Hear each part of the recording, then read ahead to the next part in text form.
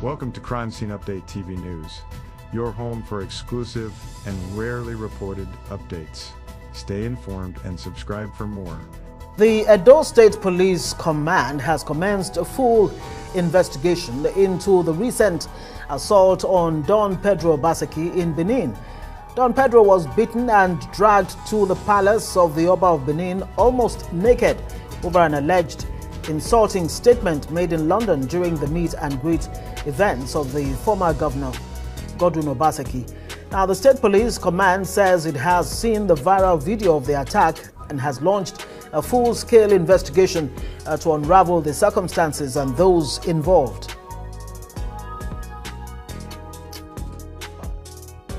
Dr. Pedro Obaseki was assaulted and he was rescued, was taken to the Oba Palace and was rescued by the officers at the palace, who then brought him to the police station. The CP, Commissioner of Police, CP Monday Agbonika, FDC, personally went to the division and the case and has ordered thorough investigation into the matter. We've seen the videos and of course the command is investigating the matter. Well, Frank Tete, a lawyer and human rights activist, joins us now in the studio to look at this unfortunate development. Thank you so much. Good to have you. My pleasure. Merry Christmas. Hope you enjoyed the holidays so far. Oh, well, we were saddened by a number of developments, but all the same, we thank God. Yes, indeed. And I wonder how saddening this assault on not an ordinary Nigerian, and even if it was an ordinary Nigerian, and there are no ordinary Nigerians really in my book, but this is, first off, let me get your reaction to this. I think it was shocking. Yeah. And many people across the world haven't actually recovered from the shock because of the, the number of things that go with it. Don Pedro is not an ordinary person.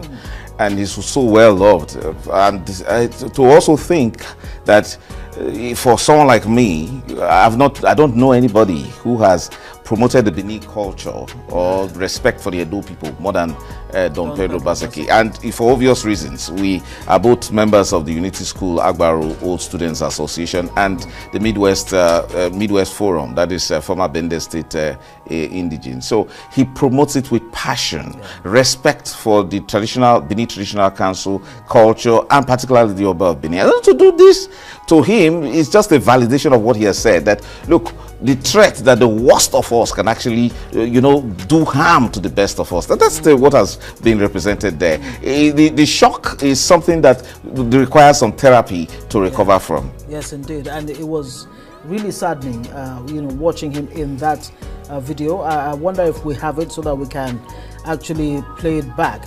But there's different versions as to why this happened. Was he suffering vicariously for being related to an alleged critic of the Oba of Benin, or was it for statements he personally made in London? When you use the legal term like vicarious liability, yes, we should be talking about who should be vicariously liable for what has been done to him.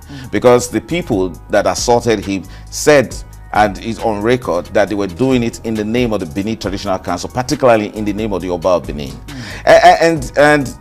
So when you raise that issue of who is to be held accountable, at the appropriate time, after the investigation, we will know who is actually responsible. But you see, the most important thing is that it could have been prevented. Right. And then another thing is that we're looking at, a degradation of the state of affairs in an enclave, in a city that once was the bastion of intellectual, liberal growth. I'm talking about Benin City, that hosts the University of Benin, to which Don Pedro graduated from as a first class, graduate of theater arts, and ultimately had a PhD.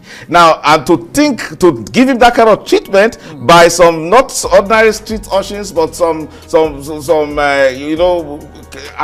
out to humiliate him in that. In fact, some of us are very thankful to God that they didn't kill him. Well, they could have killed him. And now you saw that, in fact, he was actually fighting for his life, begging profusely that look, and I was ready to do anything. They asked him to kneel down, they knelt down, they asked him to crawl. You are doing that to Don Pedro Obaseki, one of the founding fathers of Nollywood, one of the best, the very best we can use as to showcase our best in this country for our youth. You do that to him, and then some persons are happy, and then some people are saying that, oh, that was done to him in the name of tradition, a respect for what kind of tradition? A traditional ruler that is utterly, wholly powerless in the legal system of Nigeria. He cannot preside over anything. He doesn't. You see, tradition, respect for tradition is a matter of consent. So why would you do that to him? And then bring utter disrespect for a traditional council that we all have held very dear and hold in so much respect? What? And this speaks to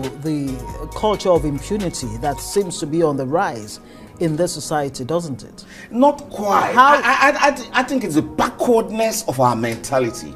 You see, and the refusal for people to learn, and the irresponsibility on the part of those who should educate us as a people. Our orientation, our psyche needs to change. Imagine that this is happening in 2025 in a democracy, Africa's largest democracy, that practices rule of law. Now they beat Don Pedro, stripped him naked, made him to trek 5 kilometers around Benin, display what we used to see those days, that kind of name and shame, make him go through that ordeal, and nobody could say you are violating the right of an individual. Nobody could say this is a Benin son, you can't do this to him. But they were doing that with revelry, and then they were taking him down. The police couldn't prevent that. I mean, that's a state of anomy, and I mean, that could not have been the Benin city where we all grew up. And I mean, it's unfortunate. What remedies are available to Don Pedro? Can he get justice? You see, the issue now is that it is not about Don Pedro. It is Benin City, the Benin people that are on trial. It's Nigeria that is currently on trial. The whole world is aghast at this time, surprised, wondering how would they treat a professor like that. And I mean, what is the response of the state? So it's about the Nigerian government. It's about the National Human Rights Commission. What is the response? Right now, we must appreciate that, yes, there is no evidence to say that the Oba Benin directed it. But you see, the burden now falls on the Benin Traditional Council to say that, look, they are not part of this. I mean, imagine the Amnesty International, demanding of the Oba Benin that you should distance yourself from what has happened. I mean, a statement from the palace is important in that regard. Then it is the incumbent of the Nigerian state to ensure that these persons, the perpetrators, are not only brought to book. Let me tell you, they have the choice of not doing anything, because what goes around comes around. If we don't improve the standard of human rights or respect for human dignity in this country, you might just be the next person. So it's not, the gods of yesterday who walked as if they were thin gods, untouchable. Look at what is happening to them today. So it's about preserving our system, and this cannot work in a democracy. Let's come back to the core of the issue, or the alleged failure to declare the supremacy of the Oba of Benin during his speech that was delivered in London. What would you say is the consequence, or are the consequences of enthroning religion, tradition, ethnicity on national cohesion and development? Okay, so this is how it works. When we decided, because in the opinion article that I wrote, we used to be a country that killed twins. We used to be a country that practiced. We used to be a country that practiced human sacrifices. But until we decided that we were going to be a republic, a country governed by law, and at that point, every other tradition or kind of religion or whatever the standard becomes subsumed under the legal system and the legal standards that we have. And again, even if they are traditional rulers, they become custodians of culture for the grace and glory that they represent. Nothing more. Now, it becomes a matter of consent. And I tell you, democracy comes with a lot of price. And I tell you, in this case, freedom of speech is utterly shameful for respectable persons like lawyers and journalists to say, because they are Benin, and again, so nobody should talk about anything with regards to the respected ruler, and as such, anybody who says or who does not say the right thing should be given that kind of treatment, in total violation of the Constitution of Nigeria, violating fundamental human rights which are equated with the very foundations of this country.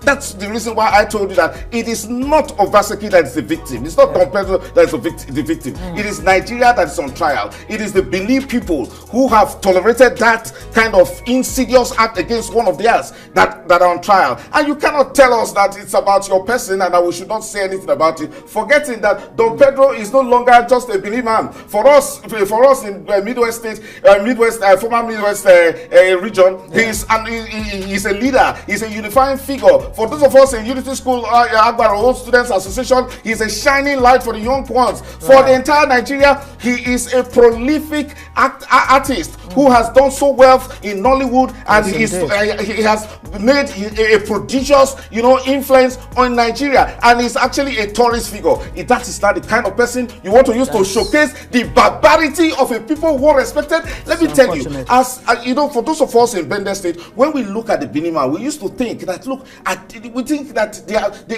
they are offsprings of a different god. Because if you look at the history of those people and the things that they have achieved, the white man marvels till tomorrow. The kind of talents that come from Benin, and this is what you now represent as the great Benin Kingdom. No, it shouldn't be, and that's the reason why Nigeria has a responsibility to redeem the image of those that great kingdom. Because what has happened now is a dissension, to crisis, to anomy, and a disgrace, utter disgrace to what used to be a glorious kingdom. Frank Tete, you couldn't have said it any better. Thank you very much, Frank Tete, lawyer and a Rise analyst, joining us tonight on News 9. Thank you for watching.